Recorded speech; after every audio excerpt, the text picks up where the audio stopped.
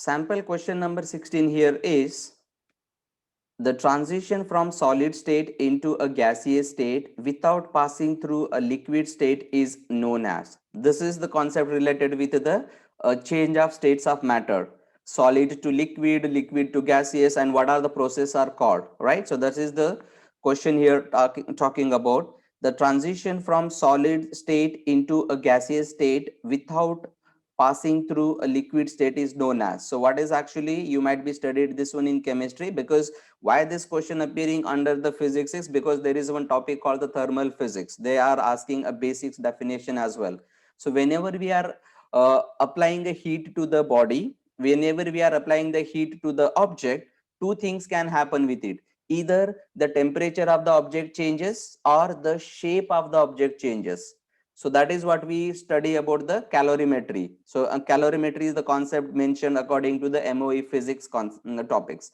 So calorimetry says whenever you supply heat to the body, two things can happen. Either the internal temperature of the body increases or the shape of the body changes. So that's what is going to happen. And phase change is basically the change in the shape, the second thing. So whenever we say the phase changes, it can depends on the what object or the what whether it is solid, liquid or gaseous, and depending upon that there are the different steps carried out.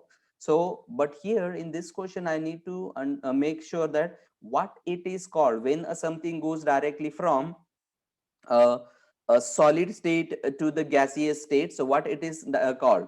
So that is called according to the concept you might be studied, that is called the sublimation. Sublimation is the process which converts directly a subject from the solid to the gaseous state.